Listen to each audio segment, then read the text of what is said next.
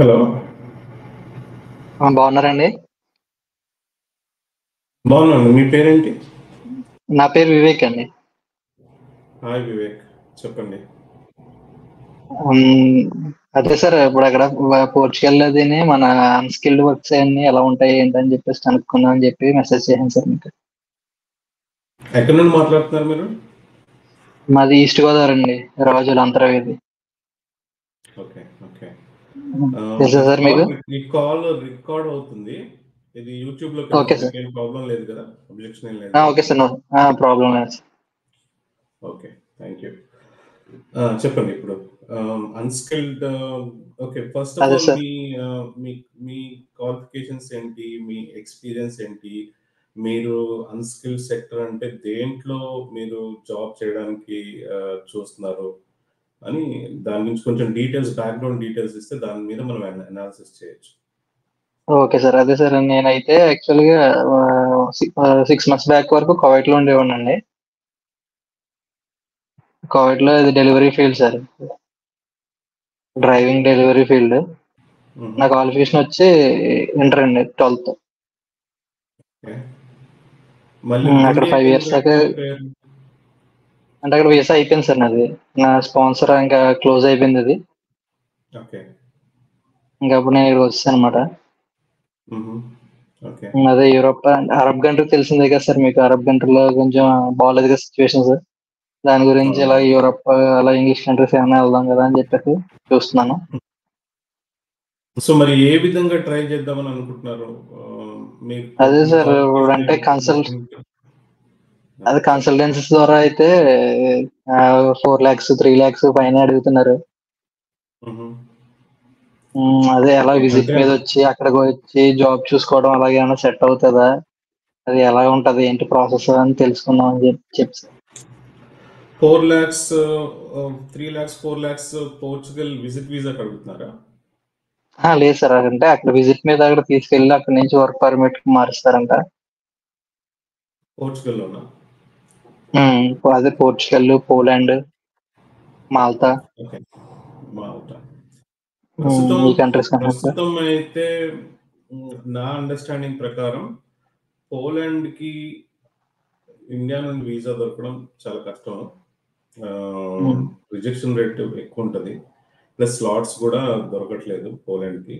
Work permit రావడం easy, కానీ పోలాండ్కి visa రావడం కష్టం, కొంచెం కష్టం. మిగతా కంట్రీస్కి అయితే కొంచెం okay, not bad. Slovenia, Slovakia, Lithuania ఇట్లాంటి కంట్రీస్ ఉన్నాయి. క్రొయేషియా ఇట్లాంటి కంట్రీస్ ఉన్నాయి. వాటికి కావాలంటే ఏజెంట్స్ ఉన్నారు మన దగ్గర. వాళ్ళ డీటెయిల్స్ నేను పెడతానులే వీడియోలో, మీరు ఫాలో అప్ చేయొచ్చు వాళ్ళతో. కాకపోతే పోర్చుగల్కి అంటే పోర్చుగల్కి వాళ్ళు వర్క్ పర్మిట్ చేస్తానని అంటున్నారు కదా. వర్క్ పర్మిట్ అనేది ఏమీ ఉండదు. మీరు ఇక్కడికి విజిట్ వీసా మీద రాగలిగితే మీరు ఎవరైనా అసలు యాక్చువల్గా ఒక ఏజెంట్ని చూసుకోండి. అక్కడ లోకల్గా ఒక ఏజెంట్ని చూసుకుని యూరోప్లో ఏ కంట్రీకైనా సరే ఎంటర్ అయ్యేలాగా ఏజెంట్ మీకు వీసా తెప్పించగలిగితే తర్వాత మిగతాదంతా మీరే చేసుకోవచ్చు. అంటే ఎలా సార్ వీసా అంటే విజిట్ వీసా అండి అనేది? పోర్చుగల్కి అయితే విజిట్ వీసా మీద వచ్చి కన్వర్ట్ చేసుకునే ఛాన్స్ ఇక్కడ ఉంది. అంటే ఆ ప్రాసెస్ మీకు ఏమైనా సజెస్ట్ చేయగలరా సార్ విజిట్ మీద రావటం? అదే ఇప్పుడు ఫస్ట్ ఆఫ్ ఆల్ మీరు అక్కడ లోకల్గా మీరున్న ప్లేస్లో ఒక ఏజెంట్ని పట్టుకోవాలి. అంటే ఇప్పుడు ఏజెంట్స్ ఇక్కడ నమ్మలేం కదా సార్. అంటే అది ఎలాగ ఏంటన్నది నమ్మలేం కదా, దాని గురించి అంటే ఎక్కువ ఫ్రాడ్స్ ఎక్కువైపోతున్నాయి కదండి. తీరా కట్టించుకున్న డబ్బులు మనకి ఏమీ రెస్పాన్స్ లేక ఈ టైప్ లో ఎక్కువ ఉంటాయి కదా. సరే, ఓకే. నేను చెప్పాను కదా, డీటెయిల్స్ పంపిస్తాను మీకు. యూరో ఎక్స్ప్రెస్ వాళ్ళది, వాళ్ళు డీల్ చేస్తారు, వాళ్ళతో మాట్లాడుకోండి మీరు. కాకపోతే నేను అడిగేది ఏంటంటే, మీరు ఏ జాబ్స్ కోసం ట్రై చేస్తున్నారు? డ్రైవింగా? అవును సార్. సో డ్రైవింగ్ ఎలా ఉంటుందంటే, పోర్చుగల్కి రాగానే మీకు ఇమీడియట్గా మీరు డ్రైవింగ్ స్టార్ట్ చేయడానికి ఉండదు. ఎందుకంటే మీరు టీఆర్సీ వచ్చేంత వరకు మీ లైసెన్స్ ఇండియన్ లైసెన్స్ ని కన్వర్ట్ చేసుకోవడానికి ఉండదు అనమాట. సో టీఆర్సీ రావడానికి మీకు ఆల్మోస్ట్ ఒక 1 year పట్టొచ్చు, 1.5 year కూడా పట్టొచ్చు. Okay, depends, case by case depends అనమాట. అది వచ్చిన తర్వాత మీకు టీఆర్సీ వచ్చిన తర్వాత దాన్ని బేస్ చేసుకుని మీరు ఇండియన్ లైసెన్స్ ని కన్వర్ట్ చేసుకోవచ్చు అనమాట. సో అప్పటి వరకు నా దగ్గర యాక్చువల్ గా కోవిడ్ లైసెన్స్ ఉందండి, కోవిడ్ లైసెన్స్ ఉంది, వ్యాలిడ్ లైసెన్స్ ఉంది.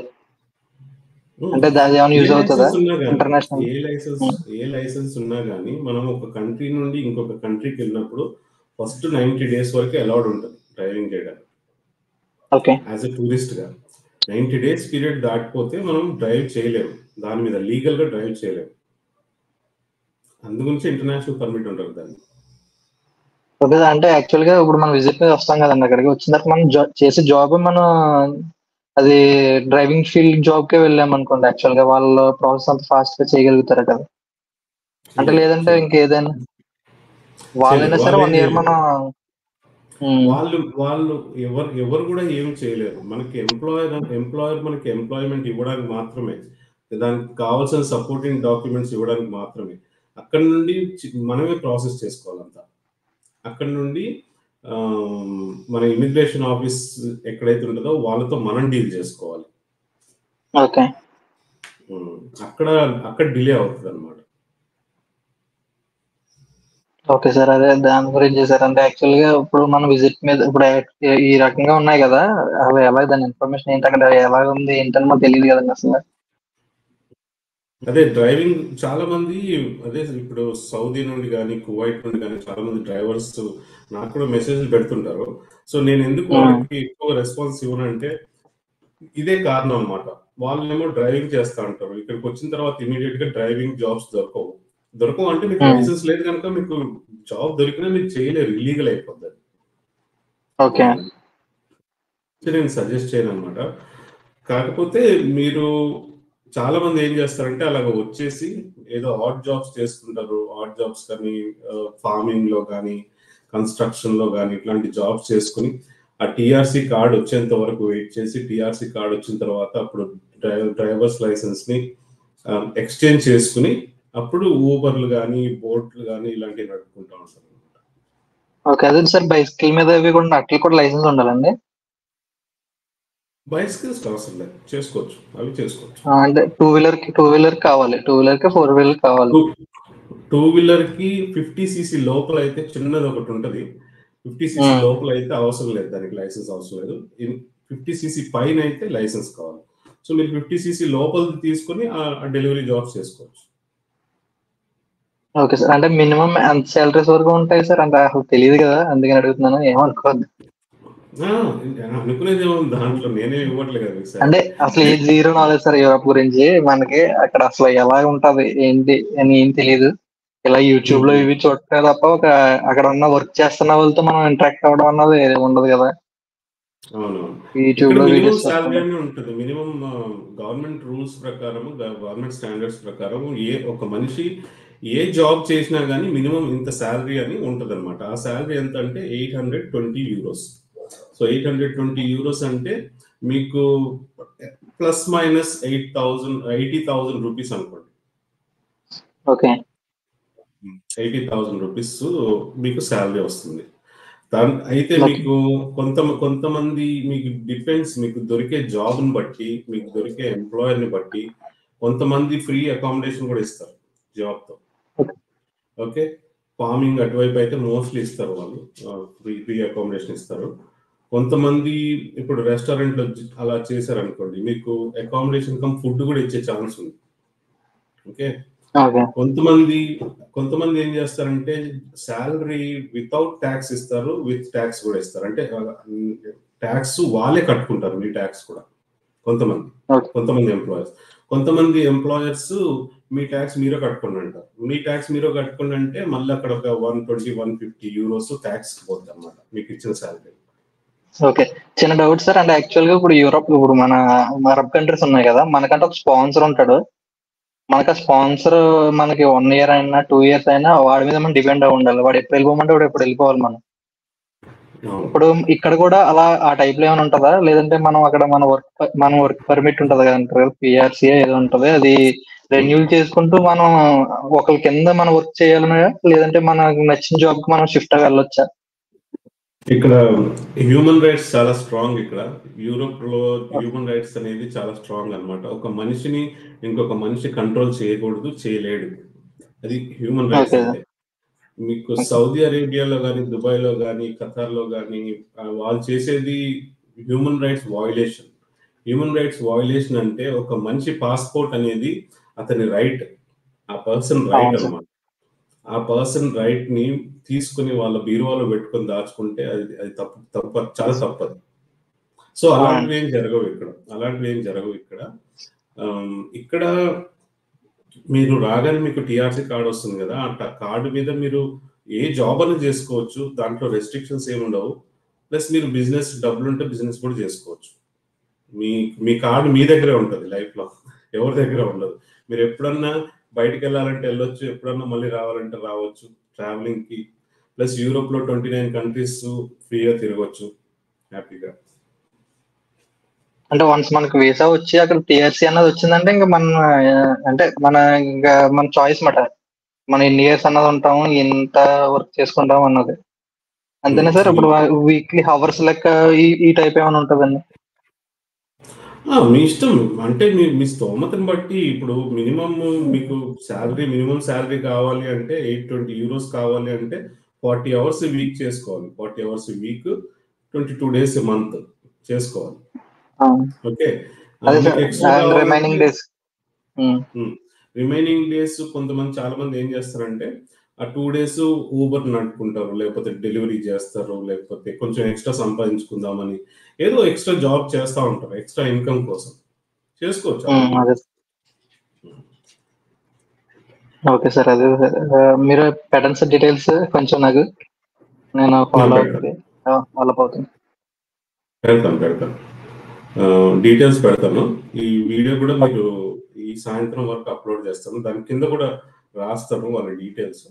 మీరు కావాలంటే అదే సార్, ఈమెయిల్ అడ్రస్ ఉంది మీ ప్రీవియస్ వీడియోస్ లో, యూరోపాస్ అని చెప్పి, వాళ్ళకే సార్. అంటే మొబైల్ లేదు, ఓన్లీ ఈమెయిల్ అడ్రస్ ఉంది కదా సార్ దాంట్లో. ఈమెయిల్ చేయండి. మొబైల్ డీటెయిల్స్ కావాలంటే కూడా ఇస్తాను. మొబైల్ నాకు కూడా తెలియదు, నేను కూడా ఎక్కువ మాట్లాడను వాళ్ళతో. జస్ట్ అంటే మన తెలుగు వాళ్ళ సార్ వాళ్ళు? తెలుగు వాళ్ళు. ఓకే. తెలుగు వాళ్ళే. అంటే చార్జెస్ అంటే రీజనబుల్ గా ఉంటాయి? చార్జెస్ అంటే ఇప్పుడు చూడండి, వాళ్ళు చేసేది బిజినెస్, రైట్? బిజినెస్ చేసే వాళ్ళు ప్రాఫిట్ కావాలి, వాళ్ళ ప్రాఫిట్ వాళ్ళకి కావాలి. ప్లస్ మీరు సేమ్ సర్వీస్ ఏ లాయర్ త్రూ చేయించుకున్నారు అనుకోండి, దానికి 10 ఇంతలు ఇవ్వాల్సి వస్తుంది అన్నమాట. నార్మల్గా డైరెక్ట్ గా లాయర్ త్రూ చేస్తున్నారు అనుకోండి ఏదైనా సర్వీస్, వాళ్ళు బికాస్ దే ఆర్ క్వాలిఫైడ్, వాళ్ళు క్వాలిఫైడ్ కనుక వాళ్ళ రేట్ ఎక్కువ ఉంటుంది. కానీ ఇన్ఫర్మేషన్ ఇచ్చేది మాత్రం 2 ఇన్ఫర్మేషన్ ఒకటే ఉంటాయి. అర్థమైందా? అలా అనమాట. సో వాళ్ళతో మాట్లాడుకోండి మీరు. ఆ ప్రైస్ అవన్నీ నాకు అంతగా తెలియదు, నేను ఇన్వాల్వ్ అవ్వలేదు. సో డీటెయిల్స్ తను మాట్లాడుకోండి, క్లియర్ గా మాట్లాడుకోండి. నాకు సో అండ్ సో ఇంట్రెస్ట్ అని చెప్పండి, వాళ్ళు వాళ్ళ సర్వీస్ చార్జ్ చెప్తారు మీకు.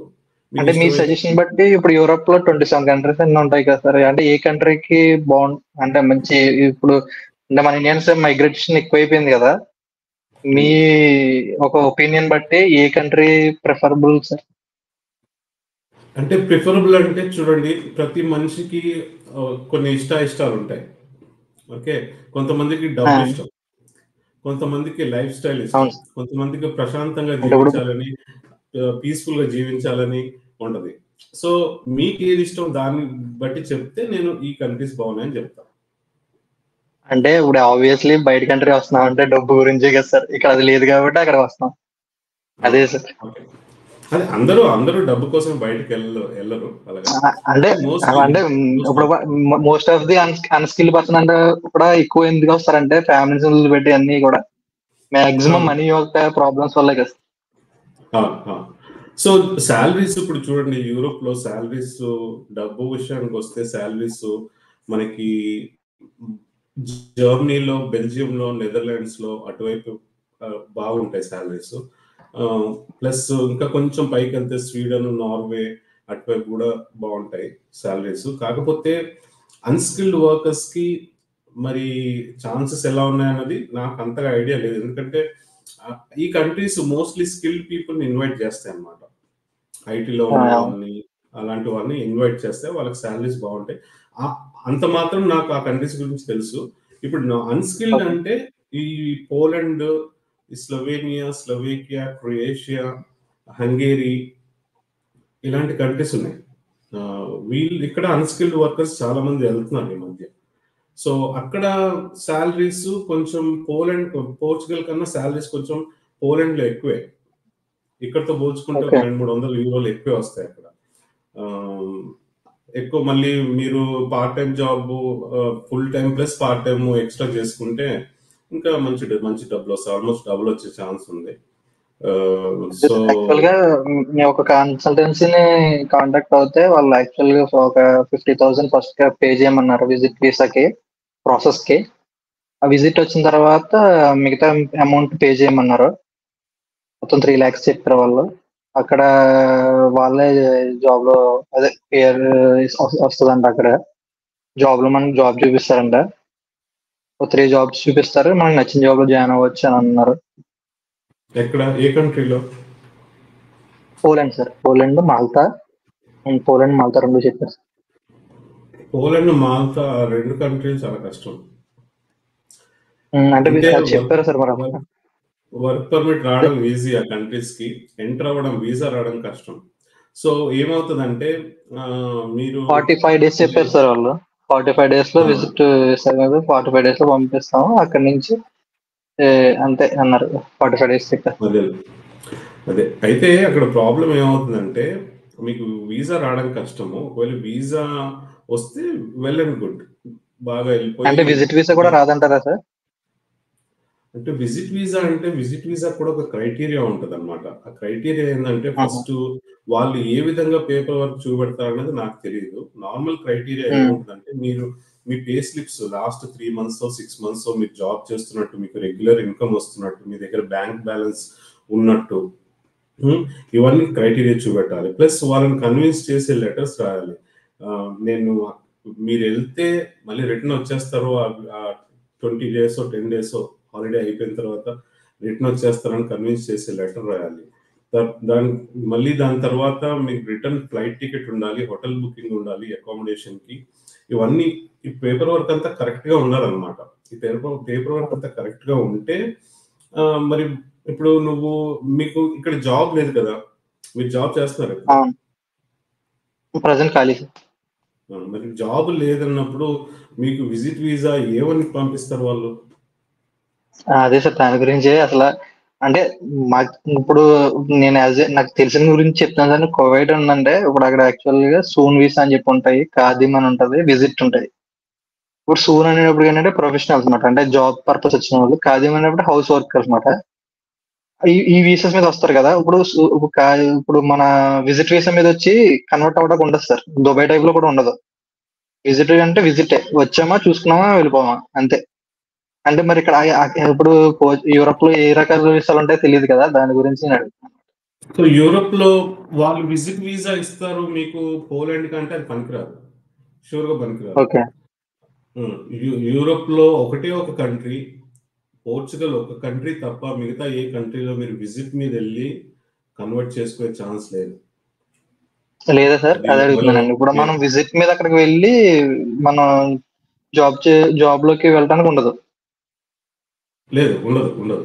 నేను ఎందుకు చెప్తున్నా అంటే ఇప్పుడు ఇమిగ్రేషన్ గవర్నమెంటే మనకి ఇక్కడ పోర్చుగల్లో చెప్తుంది అనమాట, మీరు వచ్చేసి మీరు కన్వర్ట్ చేసుకోండి అని చెప్తుంది. ఆ ఆపర్చునిటీ ఇక్కడ ఉంది, మిగతా కంట్రీస్ లో లేదు. మీరు కావాలంటే నేను చెప్పానని కాదు, గూగుల్లో వెళ్ళి వెతుక్కోండి.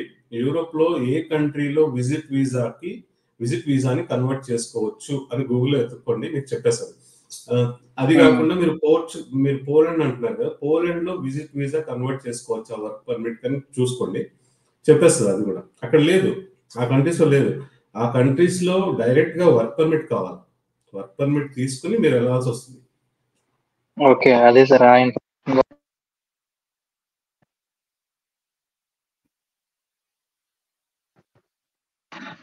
హలో.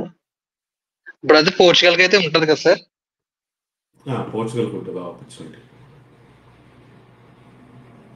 Okay sir. అయితే నేను వాళ్ళని కాంటాక్ట్ అవ్వి వాళ్ళు అంటే ఇప్పుడు పోర్చుగల్ వాళ్ళు వర్క్స్ ఏమైనా ఉంటే మనకు డైరెక్ట్ వర్క్ వీసా మీద పంపిస్తారు. పోలాండ్ ఆ కంట్రీస్‌కి. అంతే కదా సార్? పోలాండ్ ఆ కంట్రీస్‌లో డైరెక్ట్‌గా వర్క్ పర్మిట్ వస్తే తప్ప వెళ్ళకండి. వర్క్ పర్మిట్ వచ్చినా గానీ ఓకే. వీసా రావడానికి కొంచెం కష్టం. సో పోలాండ్ కాకుండా మిగతా కంట్రీస్ ఏమైనా ఉంటే చూడండి. వాటికి కొంచెం తొందరగా వస్తాయి. లిథువేనియా కంట్రీకి కొంచెం సక్సెస్ రేట్ ఎక్కువ ఉంది. అలాగే ఓకే. క్రొయేషియా కంట్రీ కూడా సక్సెస్ రేట్ ఎక్కువ ఉంది. సో ఇలాంటి కంట్రీస్ చూసుకోండి. ఎందుకంటే పోలాండ్ ఆల్మోస్ట్ బ్లాక్ లిస్ట్ లోకి వెళ్ళిపోయింది ఇండియన్ కాన్సులేట్స్ లో. ఓకే. ఏమవుతుందంటే మీరు డబ్బులు కడతారు, మీకు రిస్క్ అమౌంట్ ఉంటుంది అనమాట. రిస్క్ అమౌంట్ అంటే మీకు వీసా రాని పరిస్థితిలో మీకు 50% కన్నా మీరు కట్టిన దాంట్లో డబ్బులు మొత్తం పోతాయి అన్నమాట. So okay. అది వాళ్ళు ఖర్చు పెడతారు. వాళ్ళు ఖర్చు పెడతారు కనుక మీ దగ్గర నుంచి తీసుకుంటారు ఖర్చు. సో మీరు లాస్ అయిపోతారు at the end of the day. Okay. సరే సార్. అయితే మీరు డీటెయిల్స్ పెట్టండి సార్. నేను వాళ్ళకి కాంటాక్ట్ అవుతా. అంటే అప్పుడు వాళ్ళు చెప్తారు కదా ఎక్కడెక్కడ వేకెన్సీస్ ఉన్నాయో, ఎలాగ వర్క్ అన్నది. చెప్తాను, నేను పంపిస్తాను. పంపిస్తే మీరు మాట్లాడుకోండి, వాళ్ళతో మాట్లాడుకుని వాళ్ళు అడగండి ఏ కంట్రీస్లో ఉన్నాయి ఆపర్చునిటీస్ అని చెప్పేసి అడగండి. అడిగిన ఓకే. తర్వాత మీకు ఏ కంట్రీ ఇంట్రెస్ట్ అయితే అడగండి. శాలరీస్ కూడా ఎలా ఉంటాయి డిఫరెంట్ కంట్రీస్లో శాలరీస్ ఎలా ఉంటాయి, మీకు ఏ కంట్రీ నచ్చితే ఆ కంట్రీలో. కానీ most importantly visa success rate ఏ కంట్రీకి ఉందో ఫస్ట్ ఆ కంట్రీకి వెళ్ళిపోండి. శాలరీ తక్కువైనా పర్లేదు. ఒకసారి యూరోప్లోకి దిగిన తర్వాత మీరు కావాలనుకుంటే ఫ్యూచర్లో మీరు కంట్రీ చేంజ్ చేసుకోవచ్చు. Okay. Okay sir. Okay sir. ఏమైనా డౌట్స్ ఉంటే కనుక కాంటాక్ట్ అవుతాను సార్ మిమ్మల్ని. చిన్న గైడ్ చేయండి. అంటే చెప్పండి చిన్న. No problem, no problem. Okay మీరు సార్. అడగచ్చు. Thank you sir. ఇన్స్టాగ్రామ్లో కాంటాక్ట్ చేయండి. No problem. Okay. Okay. Thank okay you sir. Vivek. Thank thanks. Thank you sir. Okay. Bye.